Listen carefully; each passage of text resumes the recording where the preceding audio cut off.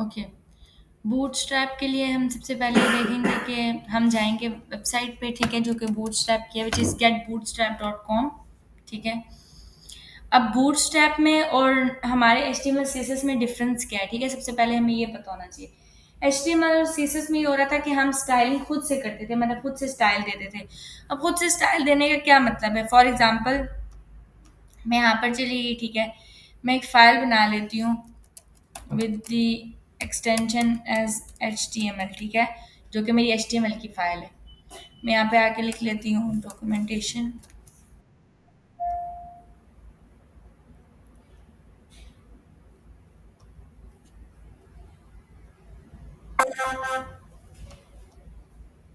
Okay. हम लोग ने बॉडी में आके एक हेडिंग लिखी, ठीक है, H1 दे देते हैं इसको, कोई भी हेडिंग में सेव दिस।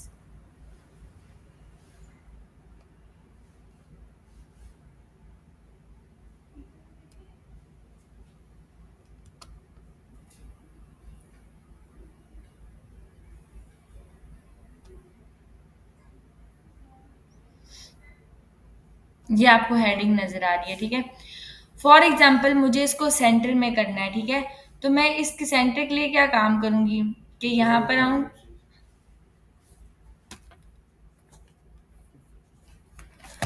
तो मुझे बताइएगा जब सही नजर आए।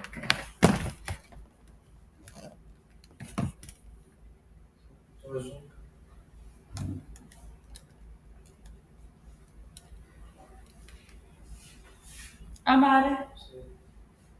अच्छा, ये हेडिंग आ गई है हमारे पास, ठीक है। मैं यहाँ पे आके इसकी स्टाइलिंग कर लेती हूँ। मैं स्टाइल में आपके पास, आपको पता है कि मैं यहाँ पे आके क्या करूँगी, मैं आके आके क्लास दे सकती हूँ, ठीक है।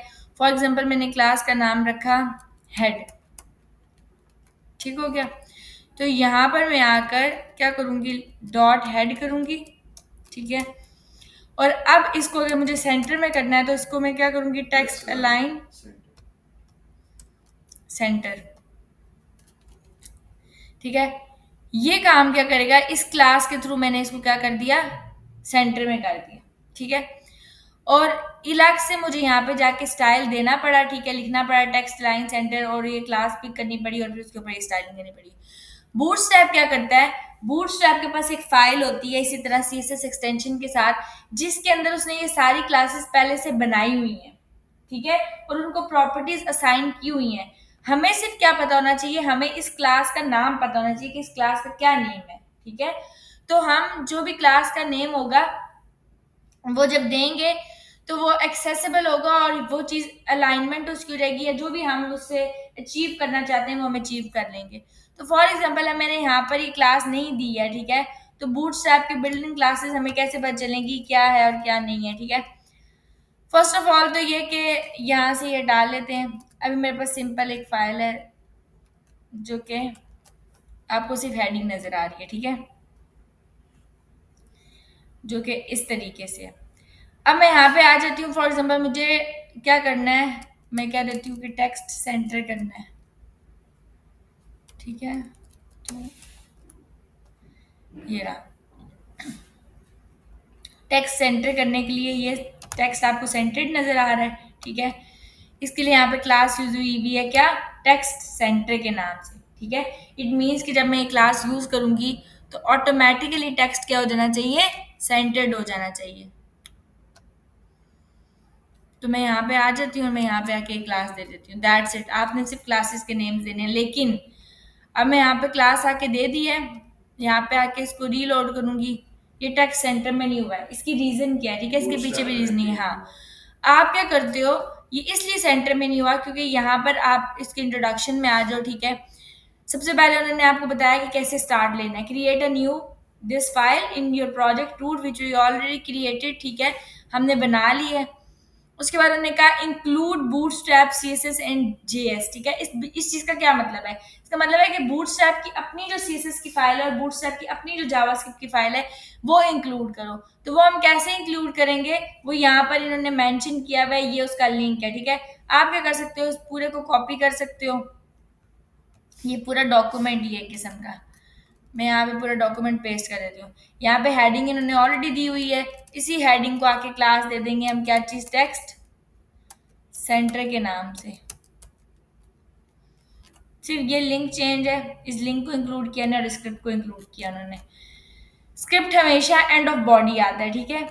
मैम स्क्रिप्ट किस चीज की है? वो तो स्क्रिप्ट जावा स्क्रिप्ट के लिए होता है, कुछ ऐसी फंक्शनैलिटी जैसे हम नेम में जब क्लिक करते हैं तो वो बटन की फंक्शनैलिटी, जो वो सारी चीज़ें जावा स्क्रिप्ट का पार्ट होती हैं, तो जावा स्क्रिप्ट अचीव करने के लिए ये चीज़। अब ये सेंटर हो जाए, हाँ बिल्कुल जरूरी, आप इंक्लूड करोगे। मैम फॉन्ट भी चेंज हो गया, ये फॉन्ट मैं वही बता रही हूँ, उसका प्री डिफाइंड फॉन्ट है, फॉन्ट भी चेंज हो जाएगा, ठीक है। हेडिंग के लिए प्री डिफाइंड फॉन्ट है, और साथ ही साथ उन्होंने सेंटर भी कर दिया। अब पता चल रहा है कि ये इन्होंने बूटस्ट्रैप हमारी जो है वो कनेक्ट होगी, ये बूटस्ट्रैप हम यूज कर सकते हैं, ठीक है।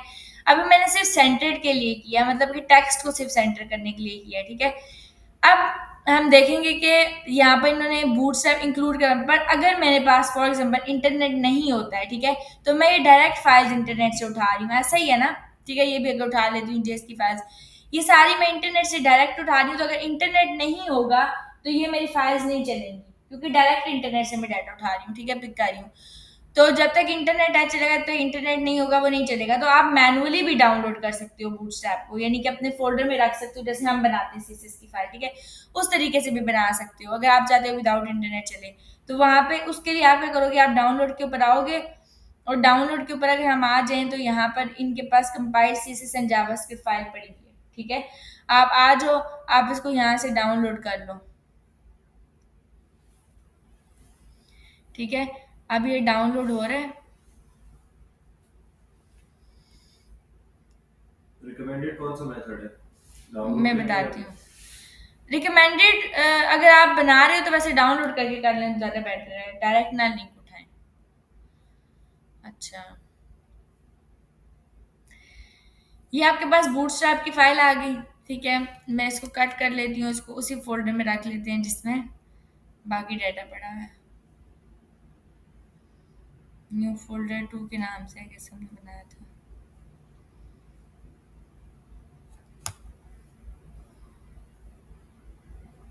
वो लेफ्ट है सेकंड। पता ही नहीं, यहाँ से ही ढूंढ लेते हैं किधर पड़ा, ये रहा, उसी में पेस्ट कर लेते हैं।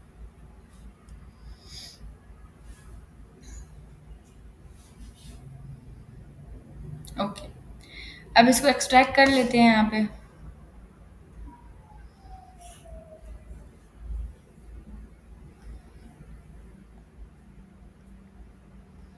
एक्सट्रैक्ट है,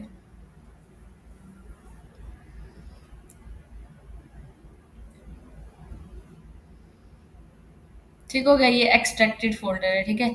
और जिप फोल्डर को मैं डिलीट कर लेती हूँ। अब ये फोल्डर है, ठीक है, इसके अंदर दो चीजें हैं, सीएसएस है और जावास्क्रिप्ट है। सीएसएस के अंदर हम आ जाएंगे तो ये सारी इसकी सीएसएस की फाइल्स पड़ी हुई है, देखिए। यहाँ पर एक bootstrap.min के नाम से फोल्डर होगा, ये फाइल होगी, ये देखें bootstrap.min, और इसके सीएसएस एक्सटेंशन है, ठीक है। तो तो ये सारी हमें लिंक करनी पड़ेगी? नहीं नहीं, सारी सारी नहीं करनी पड़ती हैं, मुझे एक ही फाइल इंक्लूड करते हैं, बताती हूँ। जेएस में आएंगी ये जावास्क्रिप्ट की फाइल है, इसमें से भी bootstrap.min, दोनों के केसेस में min.js वाली फाइल है, min.css वाली फाइल उठाते हैं, bootstrap.min डॉट जो भी जेएस है या सीएसएस है वो उठाते हैं। अब मैं अगर यहाँ पर आ जाऊँ तो आपको प्रोजेक्ट के अंदर भी ये चीज़ नज़र आ रही है, ये बड़ा फोल्डर। अब यहाँ पे अगर मैं आ जाऊँ तो आपको पता चल रहा है कि उसने सीएसएस के लिए कौन सी फाइल उठाई है। सीएसएस के लिए उसने उठाई है bootstrap.min.css, ठीक है। और जेएस के लिए भी उसने यही उठाई है bootstrap.bundle.min.js, बंडल नहीं उठाएंगे हम, bootstrap.min.js उठाएंगे। अब मैं इसको हटा देती हूँ, सिंपल डॉक्यूमेंटेशन देते हैं। ये मुझे लिंक करवानी है सीएसएस की फाइल, तो मैं यहाँ पे लिखूंगी लिंक रिलेशन स्टाइल शीट है, ठीक है। अब मैं यहाँ पे डॉट स्लैश करूंगी, मेरे पास ये फोल्डर आ गया, इस फोल्डर पे क्लिक करेंगे। अब मुझे सीएसएस सबसे पहले इंक्लूड करनी है, तो सीएसएस में जाएंगे, यहाँ पे आपको नीचे नजर आ रहा होगा, ये रहा bootstrap.min.css, ठीक है, ये इंक्लूड कर लेनी है। जावास्क्रिप्ट के लिए हम जाएंगे स्क्रिप्ट के अंदर सोर्स पे, ठीक है, सोर्स के अंदर हम आ जाएंगे जेएस पे, और जेएस में आ जाएंगे bootstrap.min.js, समझ आ गई। तो दोनों ये फाइल्स हमने इंक्लूड कर दी हैं। अब आके हेडिंग दे दें या जो भी देना है आपने, ठीक है, और उसको आके सेव करवा लें। सी बाय डिफॉल्ट बूटस्ट्रैप का हेडिंग का फॉन्ट चेंज होता है, ठीक है। तो ये आपकी इंक्लूड होगी है बूटस्ट्रैप अभी। अच्छा, एक और प्रोसीजर भी है इसको डाउनलोड करने का, ठीक है, विच इज़ मच ईजियर कि हम इसको दोबारा से डाउनलोड करें, उस फोल्डर में रखें, एक्सट्रैक्ट करें, ठीक है। बेटर है कि उसी फोल्डर में डायरेक्ट डाउनलोड कर लें। कैसे?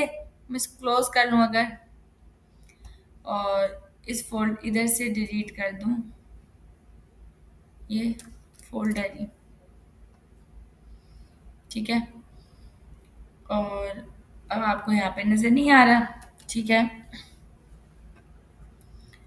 कट कर लेते हैं हम, यूज़ करते हैं क्योंकि बार बार डॉक्यूमेंट सिंपल ले लिया, ठीक है। अभी मेरे पास कुछ भी नहीं, एक सिंपल इंडेक्स डॉट एचटीएमएल की फाइल बनी है। आपके पास आप डायरेक्ट एनपीएम के थ्रू भी डाउनलोड कर सकते हो, ठीक है। एनपीएम के थ्रू अब इन्होंने ये बताया हुआ है, एनपीएम इंस्टॉल बूटस्ट्रैप और उसका वर्जन, ठीक है, नोड पैकेज मैनेजर जो होता है हमारे पास, ठीक है। तो नोड पैकेज मैनेजर क्या होता है, डायरेक्ट वो अपने मतलब बूटस्ट्रैप को आपके नोड जेएस या पावर ऐप में भी इंक्लूड करवा लेता है, ठीक है। अगर आप आगे बनाते हो इस तरह की एप्लीकेशंस तो उसके लिए यूज होता है, जैसे नोड जेएस हो गया, ठीक है, वो लैंग्वेजेस होगी। लेकिन आप अभी अपनी बूटस्ट्रैप यूज करने के लिए इसको इस्तेमाल कर सकते हो, ठीक है। तो आप क्या करोगे, अगर आपको आपका रिएक्ट का प्रोजेक्ट है, स्पेशली आपने उसमें इन्वॉल्व करना है, नोड जेएस में इंस्टॉल करना है, ठीक है, बूटस्ट्रैप को, तो आप इस तरीके से भी यूज कर सकते हो। लेकिन ये क्या करेगा, आपका डायरेक्ट बूटस्ट्रैप इंस्टॉल कर देगा। आप इसको कॉपी करोगे, इसके लिए आपके पास पहले क्या चीज इंस्टॉल होनी चाहिए, नोड जेएस इंस्टॉल होना चाहिए। तो आप सबसे पहले नोड जेएस पे जाओगे, ठीक है, ये वेबसाइट है नोड जेएस की, यहाँ से जाके आप जो भी आपको सूटेबल है 64 बिट है, ठीक है, ये आप इंस्टॉल कर लोगे जो है नोड को। नोड जेएस इंस्टॉल हो जाएगा तो आपको समझ में आ जाएगी। आप यहाँ से जाओगे टर्मिनल पे, ठीक ये है। तो ज्यादा मुश्किल है। मुश्किल है ये? वही ठीक है, एक्सट्रैक्ट करके डाल चलें ठीक है, वही कर लें, वो भी आसान तरीका है, हाँ वो भी ठीक है। दो। इसमें सिंपल ये है, हाँ मैं प्रोसीजर बता देती हूँ इसका भी, कि सिंपल टर्मिनल पे जाओ, ठीक है। आपको सबसे पहले नोड जेएस को इंस्टॉल करना पड़ता है, यहाँ से डाउनलोड करके इंस्टॉल, नोड जेएस के बगैर, क्योंकि ये नहीं होता, नोड पैकेज मैनेजर है। जब वो आप कर लेते हो, इसको कॉपी करोगे, कॉपी करने के बाद आप यहाँ पे आके सिंपल पेस्ट कर दोगे। लेकिन पेस्ट आपको किसी डायरेक्टरी में करना है, मतलब अभी आप न्यू फोल्डर में हो तो you should keep in mind कि आप इसी फोल्डर में हो।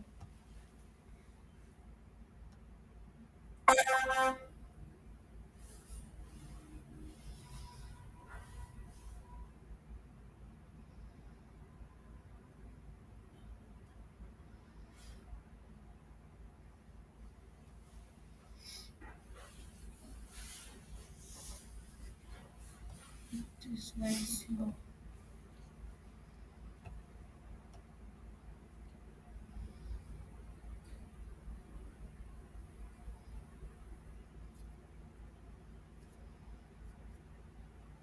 ओके, अब यहाँ पे आपको नजर आ रहा है कि आप उसी फोल्डर में हो, डेस्कटॉप के अंदर न्यू फोल्डर 2 में हो, ठीक है। डायरेक्ट यहाँ से टर्मिनल ओपन किया तो वो यही डायरेक्टरी ले रहा है। इट मीन्स कि मैं यहाँ पे जो भी डाउनलोड करूंगी या जो भी करूंगी वो इसी फोल्डर के अंदर इंक्लूड होगा, ठीक है। तो मैं यहाँ पे आके अगर लिख दूँ npm इंस्टॉल, पेस्ट कर दिया npm install bootstrap this version, ठीक होगा, ये आ गया। ये करने के बाद आप जैसे इंटर करोगे, ठीक है, अब ये इंस्टॉल करेगा, इसको खुद से इंस्टॉल कर लेगा, आपको जरूरत नहीं है उसको डाउनलोड वगैरह करने की।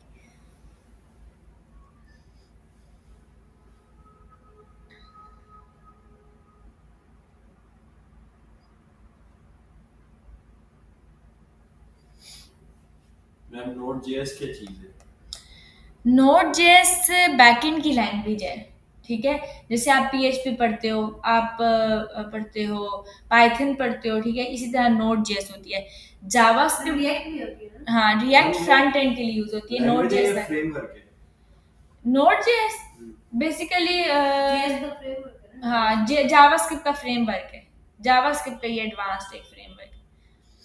और अगर जावास्क्रिप्ट आती है तो नोड जेएस उसी तरह की सिमिलैरिटीज है उसमें, और रिएक्ट पे स्पेशली। मैम ये नए फ्रेमवर्क्स निकलते रहते हैं, सब गेटवे निकले हैं। हम्म, जाहिर है, ठीक है। ये आगे दो पैकेजेस इंस्टॉल, अब उसने क्या किया खुद से ही, ये पैकेज लॉक और पैकेज जेसन वो आपको देता है साथ ही, ठीक है। और नोड मॉड्यूल्स में आप जाओगे तो यहाँ पे उसने ये देखें, वो पॉपर जेस भी कर दिया उसने, बूटस्ट्रैप को भी कर दिया। यहाँ पे आपके पास बूटस्ट्रैप है, बूटस्ट्रैप के अंदर जैसे उसने कंप्लीट किया था डिस्ट के अंदर क्या होता है, सीएसएस भी होती है और जावास्क्रिप्ट भी होती है। ये समझ आ गई? तो आप डिस्ट में जाते हो, डिस्ट के अंदर से सीएसएस उठाते हो और जावास्क्रिप्ट फाइल उठाते हो, ठीक हो गया। तो हम यहाँ पर अब आएंगे, मैंने इसको इंस्टॉल कर लिया, यहाँ पे आऊंगी लिंक पे। सबसे पहले हम जाएंगे /, ठीक है, नोड मॉड्यूल्स में बूटस्ट्रैप पे जाएंगे, बूटस्ट्रैप के अंदर डिस्ट में जाएंगे, डिस्ट के अंदर सीएसएस में जाएंगे और सीएसएस के अंदर वो फाइल उठा लेंगे bootstrap.min.css, ठीक है। सिमिलरली जावास्क्रिप्ट के केसेस में करेंगे /, नोड मॉड्यूल्स, बूटस्ट्रैप, डिस्ट, जेएस और इसमें main.js। ये क्या है? वो बस फोल्डर का हमने नाम बनाया हुआ है, जैसे हम लोग अपनी मर्जी से बनाते हैं, ठीक है। अच्छा, अब अगर मैं इस फाइल को आपको दिखा दूं, ठीक है, अगर हम आ जाए यहाँ पे और सीएसएस वाली पे आ जाते हैं, डिस्ट में आ जाते हैं सीएसएस पे और bootstrap.min.css, ये नजर आ रहा है :sm6 का, ये मतलब है फ्लेक्स दिस विद दिस, ठीक है। यहाँ पे नीचे हम आ जाए, यहाँ पे उन्होंने क्लासेस बहुत सारी मेंशन की हुई है, एक मिनट। अच्छा, ये बहुत स्मार्ट है तो नहीं आ रहा। यहाँ पे कुछ कलर्स की भी क्लासेस उसने की हुई हैं, BS इंडिगो तो ये कलर है, BS पर्पल तो ये कलर है, ठीक है, ये सारे कलर्स हैं इनके। BS सेकेंडरी, ये फॉन्ट वेट दिस, नीचे आ जाए। मैं अगर आपको आके बता दूं वही के, एक मिनट, Ctrl F कर लेते हैं, यहाँ पे कर लेते हैं, ठीक है, यहाँ पे कर लेते हैं टेक्स्ट। ये देखें, नजर आ रही है, ये टेक्स्ट सेंटर की क्लास बनाई है उन्होंने, ठीक है, ये आपको मिल रही है टेक्स्ट सेंटर, इसका मतलब उन्होंने टेक्स्ट सेंटर की क्लास बनाई, और टेक्स्ट सेंटर की क्लास के अंदर क्या करें, सेम काम जो हमने किया था, टेक्स्ट लाइन सेंटर, समझ आ गई? तो इट मीन्स कि अगर आप लोग ये क्लास यूज करते हैं तो आपका जो है वो क्या हो जाएगा, सेंटर हो जाएगा। अब यहाँ पे उन्होंने इसी तरह क्लास बनाई है एक टेक्स्ट डेकोरेशन नन के नाम से, टेक्स्ट डेकोरेशन नन की क्लास क्या करिए, टेक्स्ट डेकोरेशन नन करिए, इनके एंकर टैग का टेक्स्ट डेकोरेशन नन होता है वो यहाँ पे ये लोग ऑलरेडी कर रहे हैं। तो यहाँ पे सारी इन्होंने क्लासेस बनाई हुई है /text decoration अंडरलाइन, तो यहाँ पे उसकी क्लास जो बनाई है उसके अंदर उन्होंने स्टाइलिंग ये की हुई है, ठीक है। यहाँ पे ये सारी चीजें उन्होंने यहाँ पे मेंशन की हुई है ऑलरेडी। मैं यहाँ पे आ रहती हूँ, लिख देते हैं डी फ्लेक्स, ये देखें, तो ये लिखी हुई है उन्होंने क्लासेस MD फ्लेक्स, इसका मतलब है कि मीडियम, इस क्लास का क्या मतलब है, DMD फ्लेक्स के डिस्प्ले करवा दो फ्लेक्स, ठीक हो गया। तो अगर हम लोगों ने को फ्लेक्स करवाना है तो हम क्या क्लास यूज करेंगे, DMD फ्लेक्स, ठीक है। फिर अगर आपको इनलाइन फ्लेक्स यूज करना है तो आप ये क्लास यूज करोगे DMD इनलाइन फ्लेक्स, ठीक है। इसी तरह ये सारी क्लासेस जो है वो यहाँ पे मेंशन्ड है, ठीक है, आपको जो भी चीज करनी है वहां से आप ले सकते हो। उसी के साथ जस्टिफाई कंटेंट है, जस्टिफाई कंटेंट MD क्या करता है, जस्टिफाई कंटेंट फ्लेक्स स्टार्ट करता है। अगर आपने करना है जस्टिफाई कंटेंट MD एंड, ठीक है, ये क्लास का काम कर रही है, ये उसको जस्टिफाई कंटेंट फ्लेक्स एंड करवा रही है, इसी तरह सेंटर करवा रही है। जस्टिफाई कंटेंट सेंटर के लिए आपका क्लास यूज करोगे जस्टिफाई कंटेंट MD सेंटर, समझ आ रही है? तो ये सब इसके अलावा आप अपनी मर्जी से क्लास नहीं दे सकते।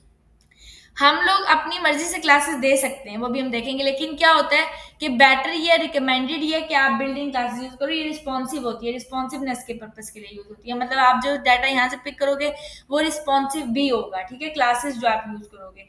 रिस्पॉन्सिव आप CSS के थ्रू भी बना लेते हो, लेकिन वो बहुत ट्रिकी होता है, ठीक है, इसके थ्रू बनाना ज्यादा ईजी है, और बिल्डिंग क्लासेस आप यूज करो, आपको स्टाइलिंग की जरूरत ही नहीं पड़नी, ठीक है। तो हम इसको यूज करेंगे। अब सबसे पहले, अब यहाँ तक आपको ये समझ आ गया कि हमारे पास बेसिकली जो फाइल्स है वो पहले से बनी है, ऐसा नहीं है कि खुद से कोई वो है, क्रिएटेड है, जैसे हम भी क्रिएट करते हैं, ठीक है, CSS वैसे पहले से फाइल क्रिएट है, लेकिन हमें सिर्फ क्लासेस को यूज करना है, बाकी कुछ नहीं, और हमें क्लासेस के नेम्स आने चाहिए, वो भी टाइम प्रैक्टिस के साथ आते हैं। अब जो यहाँ पे सबसे इम्पोर्टेंट चीज है, देखें, दैट इज बेसिकली आपका जो हम कहते हैं ना बूटस्ट्रैप का ग्रिड सिस्टम, वो सबसे ज्यादा इंपॉर्टेंट होता है, ठीक है, वही चीजों को टैकल कर रहा है, ठीक है। सबसे पहले हम ये देखेंगे ब्रेक पॉइंट्स। अब आपको नजर आ रहा है ब्रेक पॉइंट्स क्या चीजें हैं? दो ही चीजें आपकी रिस्पॉन्सिवनेस के लिए हम पहले भी देखे थे, एक आपका ग्रिड, ठीक है, आपका फ्लेक्स, ठीक है, वो यहाँ पे भी हम यूज करेंगे। यहाँ पे ग्रिड सिस्टम कंप्लीट डिफाइन है, वो हम देखेंगे क्या होता है। और ब्रेक पॉइंट्स जो जैसे कि हम मीडिया क्यूरीज यूज करते थे कि यहाँ स्क्रीन ब्रेक कर दो, यहाँ स्क्रीन, तो हमें प्रॉपर पूरी स्टाइलिंग करनी पड़ती थी कि ये चीज ये कर लो। यहाँ पे अब क्या फिजिबिलिटी है ब्रेक पॉइंट्स के अंदर, अगर हम आ जाए तो यहाँ पे कुछ ब्रेक पॉइंट्स मेंशन है। यहाँ पे लिखा हुआ है extra small, small, medium, large, extra large, extra extra large, ठीक है। ये जो स्क्रीन के साइजिंग होती है ना, ये प्री डिफाइन होती है। मतलब स्मॉल स्क्रीन है, इट मीन्स कि वो यहाँ पर मतलब greater than equal to 576 pixels काम करेंगे। अगर आप मीडियम की बात करो तो मीडियम आपकी 768 से ग्रेटर यानी कि और इक्वल टू काम करेगी। लार्ज स्क्रीन आपकी इतनी होती है यानी कि 992 अबव होती है, ठीक है। एक्स्ट्रा लार्ज स्क्रीन आपकी 1200 पिक्सल्स अबव होती है, और एक्स्ट्रा एक्स्ट्रा लार्ज स्क्रीन जो होती है वो आपकी 1400 पिक्सल्स अबव होती है, ठीक है। तो इट मीन्स कि जो हमारी स्मॉल स्क्रीन होगी, ठीक है, वो 576 पिक्सल से अबव होती है, ठीक है, और टिल 768 पिक्सल होती है। जैसे स्क्रीन 768 पिक्सल पे आ जाती है, स्क्रीन क्या हो जाती है? मीडियम। और 768 से लेकर 992 तक स्क्रीन क्या रहती है? मीडियम ही रहती है, ठीक है। फिर 992 से लेकर 1200 पिक्सल तक स्क्रीन क्या रहती है? लार्ज रहती है। जैसे 1200 पिक्सल आती है, स्क्रीन एक्स्ट्रा लार्ज रहती है। अगेन 1200 पिक्सल से लेके 1400 पिक्सल तक स्क्रीन क्या रहती है? मतलब एक्स्ट्रा लार्ज रहती है। और जैसे ही आपके पास 1400 पिक्सल्स आते हैं, स्क्रीन एक्स्ट्रा एक्स्ट्रा लार्ज हो जाती है, ठीक है। ये कुछ अब उन्होंने कहा है कि ब्रेक पॉइंट का मतलब है आपने अगर ब्रेक करना है इस स्क्रीन के ऊपर, यानी कि 768 से अबव स्क्रीन के ऊपर आप चाह रहे हो डाटा चेंज हो जाए, ठीक है, तो आप ये कॉलम यूज कर लो। मतलब एसएम उसके लिए यूज होता है, मीडियन होता है, ये उन्होंने नाम असाइन कर लिए कि इतनी इतनी विड्थ के ऊपर इनके नाम ये होते हैं, जो हमें पता चल गया कि क्या होते हैं। अब हमारे पास एक चीज है कंटेनर्स। कंटेनर्स क्या चीज है? हमारे पास दो किस्म के कंटेनर्स होते हैं, ये देखिए अब यहाँ पे उन्होंने मेंशन किया हुआ है। कंटेनर में भी के कंटेनर डिफरेंट होते हैं, कंटेनर स्मॉल होते हैं, कंटेनर मीडियम होते हैं, कंटेनर लार्ज होते हैं। अब जो स्मॉल होंगे, डेफिनेटली जो सिंपल कंटेनर है वो हर एक स्क्रीन के लिए इक्वल होगा, काम करेगा। जो स्मॉल होता है स्मॉल के लिए काम करेगा, स्क्रीन के लिए काम करेगा। 540 पिक्सल्स, 720 पिक्सल्स, 960 पिक्सल्स, ठीक है, यहाँ पे उन्होंने मेंशन की हुई है डायमेंशन। लार्ज इतने के लिए काम करेगा, ये इतने के लिए करेगा, ठीक है। यहाँ पे जहाँ जहाँ 100% लिखा है, इट मीन्स कि यहाँ पे ये 100% दे देगा कंटेनर को, ठीक है। ग्रिड पे हम आ जाते हैं। बूटस्ट्रैप का ग्रिड सिस्टम क्या है, जो कि बहुत इंपॉर्टेंट है, जो कि एक्चुअली यही रिस्पॉन्सिवनेस के लिए यूज होता है, ठीक है। यहाँ पे आपको नजर आ रहे हैं 3 कॉलम्स। आप लोगों को ये पता होना चाहिए कि बूटस्ट्रैप के ग्रिड सिस्टम के अंदर टोटल कॉलम्स 12 होते हैं। 12 का मतलब क्या है? 12 का मतलब यह है कि अगर यहाँ पे 3 कॉलम्स असाइन है तो टोटल कॉलम्स 12 में 4 साइज इसको मिलेगा, 4 इसको मिलेगा, 4 इसको मिलेगा, 4 4 8 8 प्लस 4 12, ठीक है।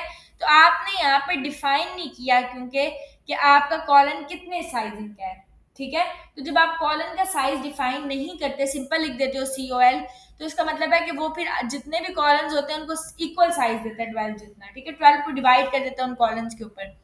और अगर आपके पास आपने कॉलम्स का स्पेसिफिकली नाम दे दिया है कि कॉलम इतने साइज का हो, यानी कि यहाँ पे देखें, यहाँ पे भी नहीं दिया, यहाँ पे भी सिंपल आपने कॉलम दे दिए हैं।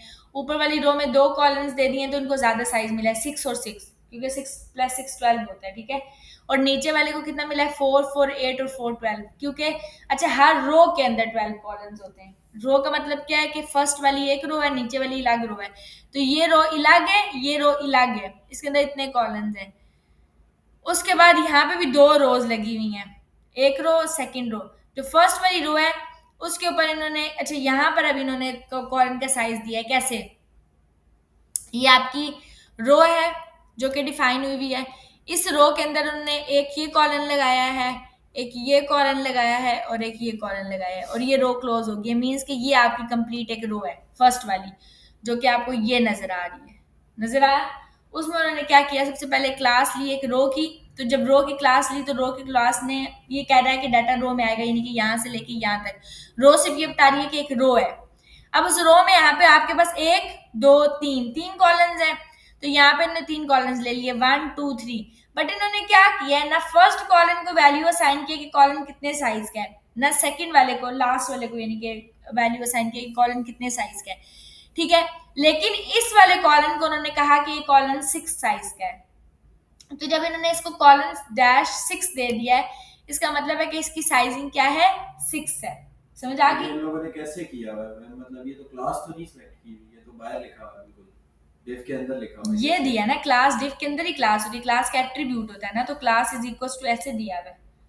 इसको कॉल 6 कर दी, हाँ, इसकी क्लास दे दिया उन्होंने कॉल 6 की। जब उन्होंने तो कॉल 50% ले लेगा। हाँ 50% ले लेगा, ठीक है, क्योंकि जब कॉल 6 दे दिया तो टोटल कॉलन ही 12 है, ठीक है। तो 6 प्लस 6 12, 6 इसको मिल गया तो रिमेनिंग 6 कहाँ जाएंगे, 3 इसको मिल जाएगा, 3 इसको मिल जाएगा, ठीक है। सिमिलरली नीचे वाली रो में उन्होंने क्या किया है कि फर्स्ट कॉल ले लिया है, ठीक है।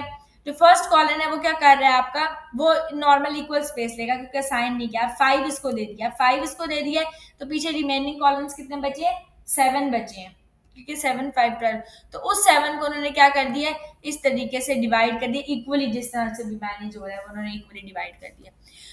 तो टोटल यानी कि कॉलम्स जो है वो आपके 6 हैं। अच्छा, अब यहाँ पे आपने देखा कि ये रो आपके सेंटर में आ रही है, सेंटर में आ रही है ना, इसकी रीजनिंग क्या है, उन्होंने इस रो के साथ एक और क्लास लगा दी है जस्टिफाई कंटेंट एमडी सेंटर, जो मैंने अभी आपको बताया कि ये जस्टिफाई कंटेंट सेंटर की तरह काम करती है। तो ये इस पूरी रो को सेंटर करवा रही है, और आपको पता है जस्टिफाई कंटेंट सेंटर क्या करता है, डाटा को सेंटर्ड कर देता है, तो इसने इसको सेंटर कर दिया। बाकी उसने सिंपल कॉलन्स ले लिया। अच्छा, ये कॉलन एलजी क्या है, एमडी क्या है, ये मैं आपको बताती हूँ। ये रिस्पॉन्सिव के लिए आप उन्होंने कहा कि रिस्पॉन्सिव क्लासेस क्या है, ठीक हो गया कि सिंपल इक्वल कॉलन ले लो और ये सारा काम कर दो। अब हम इसको खुद प्रैक्टिकली करके देख लेते हैं। सबसे पहले तो ये, अच्छा एक और चीज़ होती है यहाँ पे,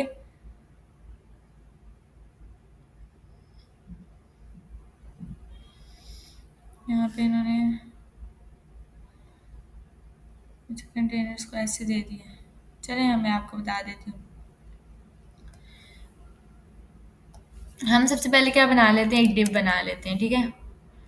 और डिव को अंदर कुछ भी आगे लिख देते हैं एक्स वाई ज़ेड, ठीक है।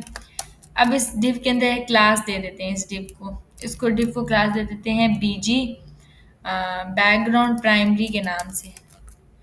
बैकग्राउंड प्राइमरी क्या करता है आपका, प्राइमरी कलर देता है, ब्लू सा कलर देता है बैकग्राउंड पे। तो ये इसका मतलब बीजी प्राइमरी का मतलब ये है कि बैकग्राउंड कलर प्राइमरी, और प्राइमरी एक स्पेसिफिकली कलर है जो कि डिफाइन है, ठीक है। तो ये बैकग्राउंड कलर देगा इन एक्चुअल, बीजी जो भी देगा, दे दिया बैकग्राउंड कलर उसने, ये प्राइमरी कलर, ठीक है, प्राइमरी कलर पहले से डिफाइन है। इसमें ये डिव आ रही है, अब आपको मैंने इस डिव को बैकग्राउंड कलर दिया है सिर्फ, ठीक है। इसी के साथ अगर आपको एक और क्लास देनी होती है, मल्टीपल क्लासेस देनी होती है, तो आप एक क्लास दे सकते हो, दैट इज कंटेनर। कंटेनर की क्लास क्या काम करती है, सबसे इंपॉर्टेंट चीज ये है कि कंटेनर होता है और कंटेनर फ्लूइड होता है। कंटेनर की क्लास क्या करती है, लेफ्ट और राइट से कुछ स्पेसिंग लेती है, ये आपका कंटेनर है, समझ आ गया। कंटेनर की क्लास आपकी ये काम करती है, जबकि आपका अगर कंटेनर फ्लूइड है, कंटेनर फ्लूइड क्या करेगा, लेफ्ट और राइट से कोई भी स्पेस नहीं लेगा, इस तरह से। तो कंटेनर और कंटेनर फ्लूइड दो क्लासेस होती हैं। आप हमेशा सबसे पहले मेन जो क्लास देते हो वो अपनी यही देते हो कि मेन जो आप सबसे पहले एक डिव बनाते हो, उस डिव को एक दो दोनों में से एक क्लास देते हो, या कंटेनर देते हो या कंटेनर फ्लूइड देते हो। सबसे पहले आप ये बताते हो कि आपकी स्पेसिंग लेफ्ट और राइट से डिव की आए या ना आए, ठीक है। आप पहले ये काम करते हो। मैं भी बल्कि कंट्रोल सेट कर देते हैं, मैं रहने देती हूँ कंटेनर फ्लूइड की क्लास, ठीक है, कि लेफ्ट राइट से स्पेसिंग ना ले फॉर एग्जांपल। अब हम आ जाते हैं इसके अंदर स्पेसिफिकली, अंदर कॉल रो बना लेते हैं, इसी डिव के अंदर मैं एक रो बना लेती हूँ, ठीक है। मैं लिख देती हूँ डिव डॉट रो, तो एक रो की क्लास बन जाएगी, ठीक है। मैंने एक रो की क्लास बनाई, उस रो में मैं आगे कुछ लिख देती हूँ इस तरह से। तो ये जो डाटा एक्चुअली मुझे अब नजर आ रहा है, ये रो की वजह से नजर आ रहा है, ठीक हो गया, ये रो का डाटा है। अब इसमें मैं जो भी लिखूंगी ना वो विद इन अ रो आएगा, समझ आ गई। मतलब मैं अगर इस रो से बाहर आके कुछ लिखती हूँ,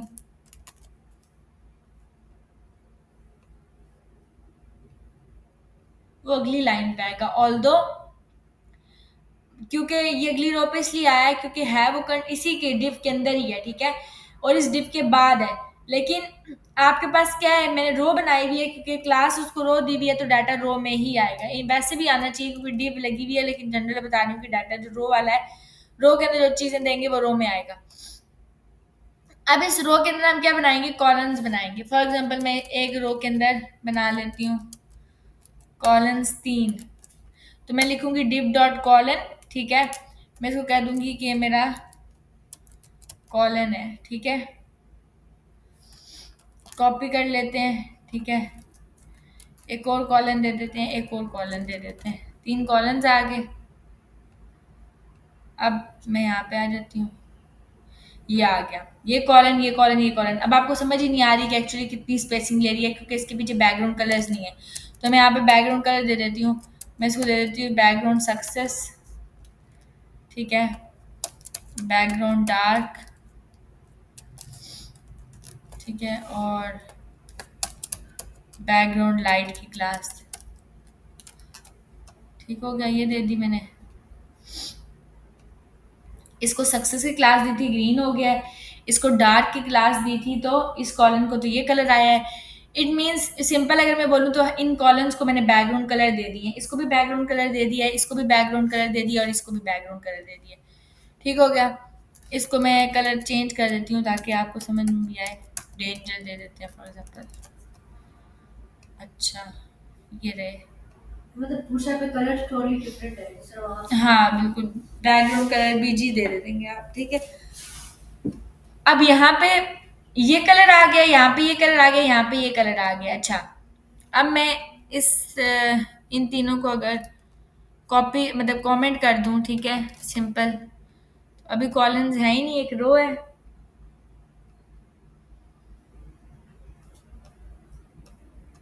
रो में कुछ लिखा हुआ नहीं है, इस वजह से आपको शो नहीं हो रहा अभी, ठीक है। इसमें कुछ लिख दें तो नजर आ जाएगी रो। ये आ गया, रो नजर आ रही है अब, ठीक है। इस रो को मैं बैकग्राउंड कलर दे देती हूँ।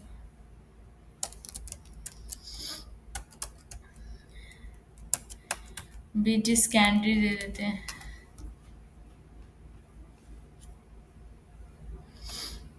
ये आपको नजर आया, ठीक है। तो ये रो का कलर है, ठीक हो गया। अब अगर मैं ये रो का कलर है जो मैंने बैकग्राउंड कलर, अब आपने ये देखा है कि एक्चुअली जो मेरी मेन कंटेनर था, मेन कंटेनर फ्लूइड की मेरी क्लास थी, ठीक है। तो मेन कंटेनर फ्लूइड दिया है, तो आपका पूरा कलर आ रहा था यहाँ से, यानी कि वो कंटेनर उठा था। अगर अब मैं चाहती हूँ कि इसके अंदर जो रो है, ये रो मेरी थोड़ी सी स्पेस ले ले लेफ्ट और राइट से, समझ आ गई, तो मैं यहाँ पे क्लास दे सकती हूँ इसको कंटेनर की। तो यहाँ पे मैं इसको कंटेनर दे देती हूँ, रो को। अब मैंने रो को कंटेनर दिया, तो जो मेरी मेन डिप थी वो कंटेनर फ्लूइड रहेगी। जो अंदर रो है ये क्या ले लेगी, ये देखें, लेफ्ट और राइट से थोड़ी सी स्पेसिंग ले लेगी, यानी कि ये मेरी बेसिकली क्या बन जाएगी, ये रो जो है वो मेरी कंटेनर है। लेफ्ट से तो नहीं ऐसे। आनी चाहिए, लेफ्ट से भी आनी चाहिए, क्यों नहीं आ रही। कलर क्या दे रही है, अगर मैं इसको भी कंटेनर कर दूं,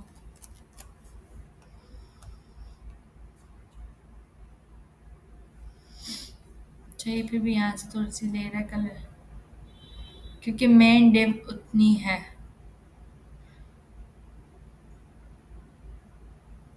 शायद डिफाइन करना पड़े रो को कि कितने कॉलम्स। नहीं, रो को कुछ नहीं, आई थिंक हम लोगों ने डाटा कम दिया हुआ है इसके अंदर, इसी वजह से ये फुल कवर नहीं कर रहा है कॉलम ना, क्योंकि डाटा ही उसमें थोड़ा है, इस वजह से। बैकग्राउंड प्राइमरी दिया हुआ है। अब तो मसला करना चाहिए क्योंकि दोनों कंटेनर्स है ना, ये भी कंटेनर है और ये भी कंटेनर है, रो भी कंटेनर है। अच्छा, ये है सेम है, इनको नहीं करना चाहिए। अच्छा, अगर मैं कंटेनर भी ना दूं, इधर भी और इधर भी ना दूं,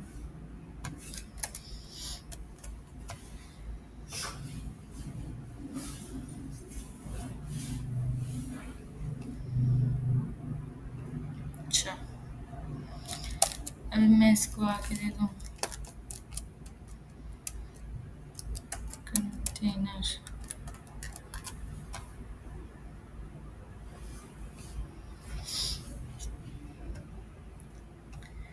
ये आ गया।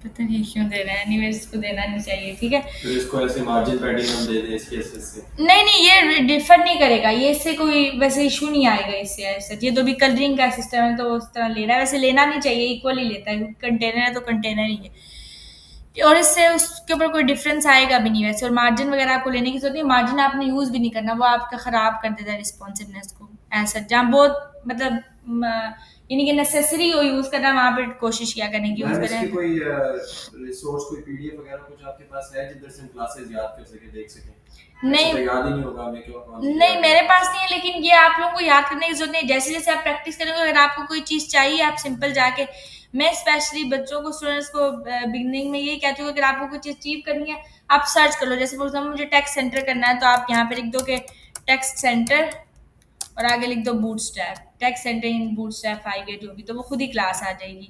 ये देखिए यहाँ पे आप लिखोगे ये, वो आपको ले जाएगा कि टेक्स्ट के ऊपर चले जाओ बूटस्ट्रैप में, तो आप जब टेक्स्ट पर क्लिक करोगे यहाँ पे डिफरेंट क्लासेस आपको मिल जाएंगी। ये देखें, समझ आ गई? जो भी चीज आपको चाहिए, इसी तरह आप फ्लेक्स लिखोगे, ग्रिड लिखोगे बूटस्ट्रैप में, तो आपको मिल जाएगा कि क्या चीज आपको नहीं करनी है।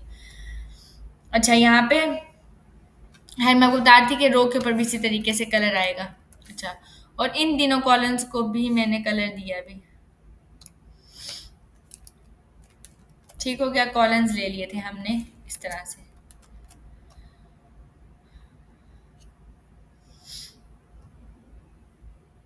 ये आ गया।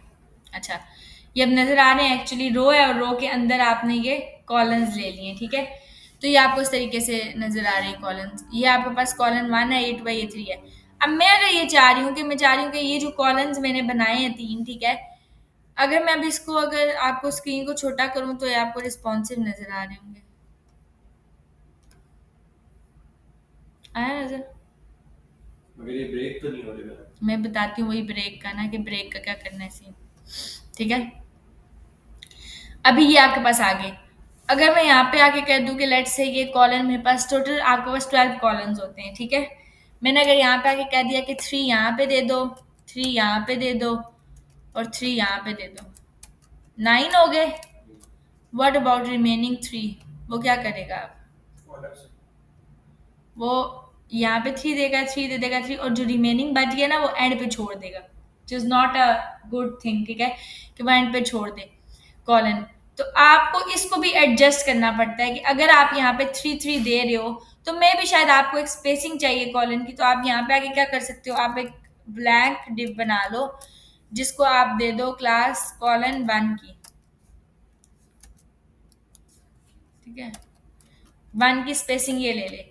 अब क्या हो गया, ये जैसे मैं यहाँ पे आके रीलोड करूंगी तो इस कॉलन के बाद 1 कॉलन आ जाएगा जिसकी ये इतनी सी अब वो स्पेस ले लेगा इन अ सेंस, ठीक है। 3 यहाँ मिल गए, 1 कॉलन में आपने कुछ भी नहीं लिखा क्योंकि ये आपको एक किस्म की स्पेस चाहिए, ठीक है। 3 और 1 4 5 6 7, ठीक है। यहाँ पे आके फिर एक ऐसा कॉलन बना डिव बना लेंगे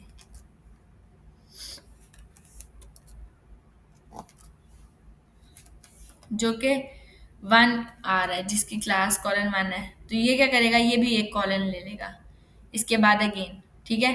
तो यहाँ पर भी इसको इसके बाद मिल गई स्पेस, यहाँ पे भी इसके बाद, यहाँ पे भी इसके बाद एक मिल जाएगी। अब कितने हो गए, 3 4 5 6 7 8 9 10 11, 1 इज स्टिल रिमेनिंग, ठीक है। तो वो 1 भी आप इसको ये 1.5 या इस तरीके से कह सकते हो, ठीक है, कि जो 0.5 करके इसको हम 1 पूरा कर लेते हैं।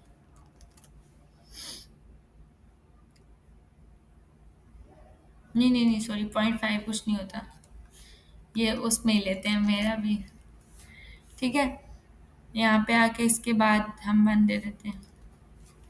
मैम सीधा सीधा 4 4 अगर कर दे तो वो हाँ, वो एडजस्ट कर लेंगे। मैं आपको जनरल समझाना चाह रही हूँ कि अगर आपको स्पेसिंग चाहिए तो आप एक कॉलन के साथ भी ले सकते हो, यानी कि स्पेसिंग, ठीक है, वो आप कर लो। लेकिन अगर हम नॉर्मली देखें तो आपके पास 3 कॉलम्स हैं तो आप उनको इक्वली डिवाइड करते हो, 4 4 8 और 4 12, ठीक है। 2 कॉलम्स हैं 6 और 6। समटाइम्स ऐसा होता है कि आपके पास आपको एक जगह पे स्पेस ज़्यादा चाहिए होती है, ठीक है, और 2 कॉलम्स पे कम, यानी कि मैं चाह रही हूँ कि यहाँ पे लेट्स से मुझे कोई मैप वगैरह लगाना है तो मुझे यहाँ चाहिए, तो आप क्या कर सकते हो, आप 8 और 4 भी कर सकते हो, मतलब आप 2 कॉलम्स ले सकते हो। मैं यहाँ पे आ जाऊँ, इसको रिमूव कर लेते हैं, इसको भी, ठीक है। और यहाँ पे आप कह दोगे कि 8 यहाँ दे दो, ठीक है, और 4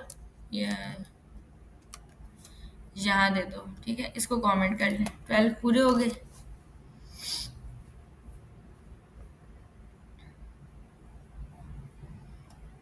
8 और 4, ठीक है, जहाँ ज़्यादा स्पेसिंग चाहिए तो आप उस तरीके से डाटा को कर सकते हो। बट अभी आपको रिस्पॉन्सिव लग रहा है, लेकिन जब आप इसके अंदर, क्योंकि अभी ये सिंपल कॉलम्स है, इसमें कुछ डाटा, कुछ भी चीज़ नहीं पड़ी हुई, ठीक है। जब हम कल को डाटा डालेंगे तो आपको पता है कि क्या होता है, स्क्रीन हमारी ब्रेक होती है, यानी कि कॉलम्स जो हैं वो रो से कॉलम में कन्वर्ट होते हैं छोटी स्क्रीन पे, ठीक है, जैसे हमने मीडिया क्विज में भी देखा था। तो उसके लिए हमारे पास जो कॉलम्स है ना वो पहले से साइन होते हैं कि आपने कितने पे ब्रेक करना है और क्या करना है उसका। फॉर एग्जांपल मैं फिल वक्त 8 4 हटा देती हूँ यहाँ से, ठीक है। मैंने यहाँ पे सिंपल 2 कॉलम दे दिए, ठीक है, और ये तीसरा भी ले लेते हैं।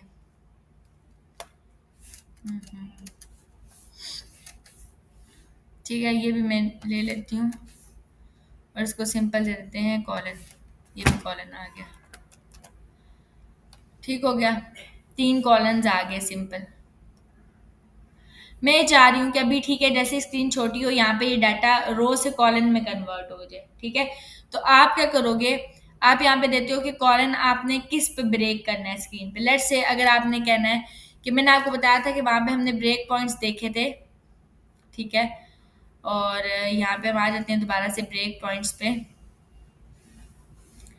यहाँ पे लेट्स से मैं इंस्पेक्ट करती हूँ और मुझे ब्रेक करना है इस कॉलन को किस स्क्रीन पे। अगर मुझे इसको 922 है ये स्क्रीन, ठीक है, साइज अभी फॉर एग्जांपल यहाँ पे आपने देखा कि 992 ये है, ठीक है। तो 768 से लेके 992 तक, ठीक है, आपके पास लार्ज स्क्रीन होती है, ठीक है। तो मैं यहाँ से 997, यानी कि 921 आपकी किसके अंडर आती है, यहाँ पे आती है ना, मतलब मीडियम स्क्रीन पे आती है। 768 से लेके 992 आपके पास एमडी होता है। तो मैं यहाँ पे अगर आगे कहूँगी कि कॉलम मेरा एमडी है, ठीक है, ये कॉलम भी एमडी कर दें फॉर एग्जांपल, और ये भी कर दें मीडियन, सेव कर लें, इसको रीलोड कर लें, ठीक है। अब जैसे ही मेरे पास स्क्रीन, अच्छा 1 मिनट, 768 है,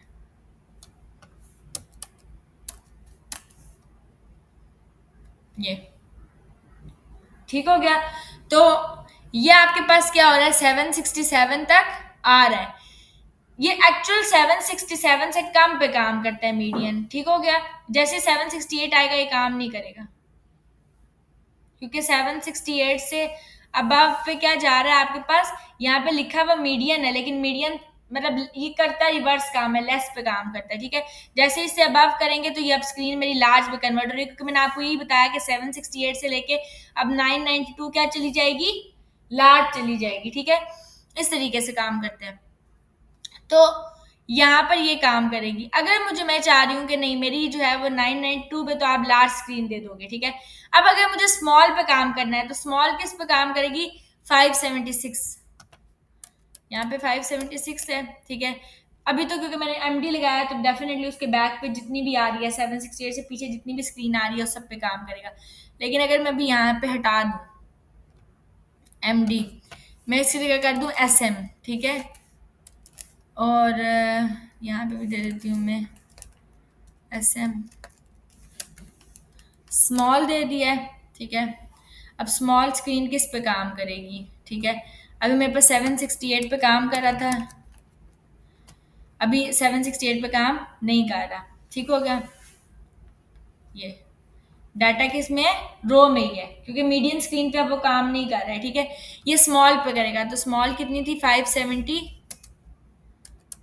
से कम, समझ आ गई? तो 576 से कम स्क्रीन क्या हो गया? स्मॉल। तो ब्रेक पॉइंट्स आप ऐसे असाइन करोगे, आप ये कॉलन लोगे, कॉलन कौन सा, स्मॉल है या मीडियम है या लार्ज है, ठीक है। मैंने अगर इसको स्मॉल स्क्रीन पे ब्रेक करना था, ब्रेक पॉइंट्स हमारे पास पहले से डिफाइन है, तो यहाँ से आपको पता चल जाएगा कि ये स्क्रीन कितने के ऊपर ब्रेक करेगी, ठीक है। बाकी आपको पता है कि यहाँ पे अगर आपको स्मॉल स्क्रीन पे ब्रेक करना है, आप SM लोगे, ठीक है। अब मेरे पास अगर मैं इस स्क्रीन को छोटा कर दूं, इनिशियली ये भी इस तरीके से शो हो रही है। इंस्पेक्ट करते हैं हम इसको,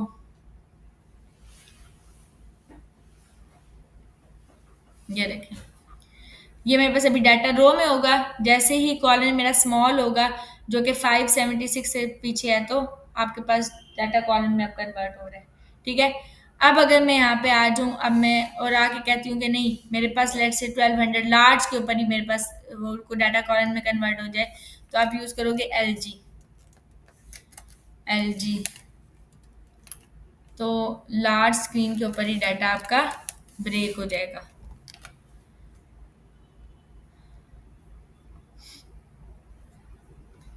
जैसे यहाँ पे ये देखा है कि लार्ज स्क्रीन के ऊपर डाटा क्या हो गया, ब्रेक हो गया, ठीक है। तो ये आपके पास इस तरीके से काम करता है। और अब आपकी ये मेन स्क्रीन है, इसके ऊपर डाटा ऐसे शो हो रहा है। अगर आप इस पर करना चाहते हो तो आप क्या यूज़ करोगे, एक्स्ट्रा लार्ज, ठीक है, या एक्स्ट्रा लार्ज।